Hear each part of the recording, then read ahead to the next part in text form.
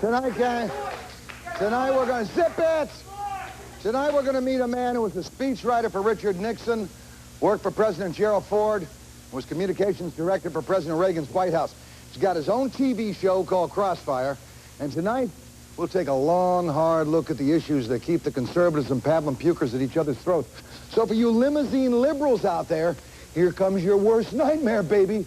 The man you wimps think is right of Genghis Khan. He's my friend, and his name's Pat Buchanan. Stay with us.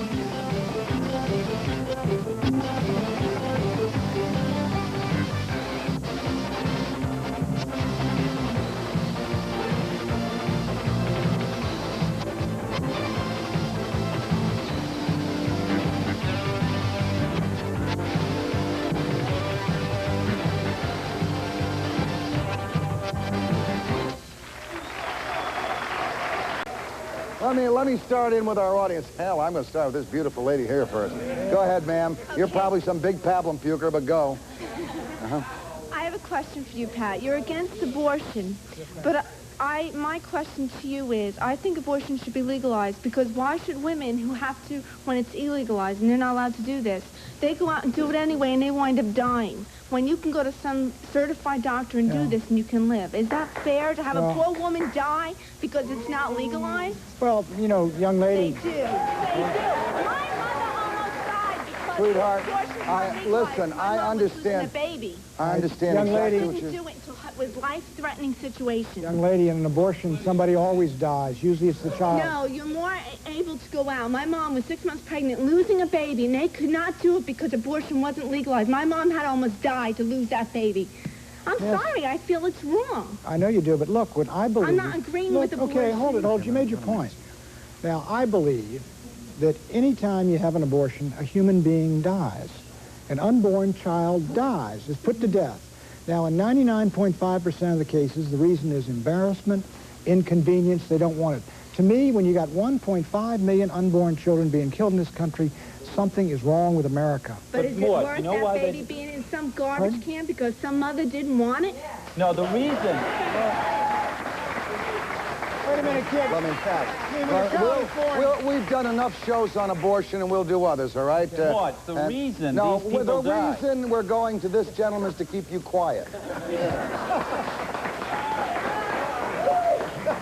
Mr. Buchanan. Yes, sir. I'd like to know, in your honest opinion, was the United States in Vietnam during the 60s and early 70s to place a firmer foothold for democracy, you know, geopolitically? Or were we there to protect the actual lives of the South Vietnamese from a communist threat? In your honest opinion. My honest opinion, there was a combination of motives, but the fundamental motive was the old policy, post-war policy, which we all used to agree on, which was containment of communist expansionism. How can you possibly justify 55,000 American lives lost to a chance? Easy. They were easy. No, that's easy for him to justify it, but it's absolutely wrong. Given one life for a political, the reason for us being... But friend, when I say, what I'm trying to stop, when I say communism, what I mean is the Holocaust that happened in Cambodia, where 1 million people were killed in the first year of peace.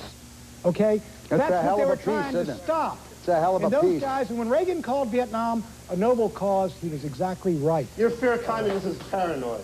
That's it. Hey, tell the Afghans it's all... Tell the Afghans that. Go ahead, sir. Go ahead. Mr. Buchanan. Go ahead, pal. Go ahead. Come on, let him go. It's a pleasure to be here, and it's a pleasure to be on the show. I quit school in high school to join the Marine Corps, to go and fight for my country. And just so people can sit here and say stuff like this. And 55,000 of our men died. Just so you can sit here and talk, because it's a free country. It just seems to me that everybody wants to blame Mr. Buchanan for all the homosexuality, all the sexual deviance, for all the wars. He didn't make it. Hey, look, no Vietnamese challenged my constitutional rights. I think the reason it was easy to justify the war in Vietnam... 7-Elevens. Let's not wrap the Vietnam War in a flag. Let's wrap those who were in the Vietnam War in a flag, because they were heroes. Heroes! Heroes, not you! We'll be back in a minute. some of the guests of the Morton Downey Jr. show stay at the Meadowlands Hilton Hotel.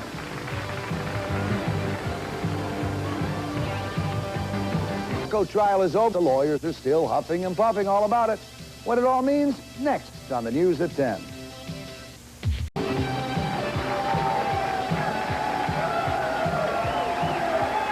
I have never heard anyone as concerned, all right, with Pat Buchanan's military prowess as Philip Nobley, who's, got Pat quickly. Sure. Who would you like to see elected president of the United States in '88? George Bush. George. Realistically, who do you think will be elected? I think Bush, but I'm not as confident as I was. All right, final question. Ollie North. If for some unbelievable reason an American jury finds him guilty, should he be pardoned? Yes, he should be pardoned. You bet he should. Well, gang, tonight we saw the business of liberals going around and being their best, all right? We loaded the audience with liberals, whining and apologizing for being the strongest nation in the world. When are they going to figure out that watch your mouth, pal, or I'll paddle it for you? When are they going to realize that Americans died, all right, and that we're damn proud of our country and willing to fight for her values and her friends? And one of the best friends America has is Pat Buchanan. Good night, everybody. Good night to you.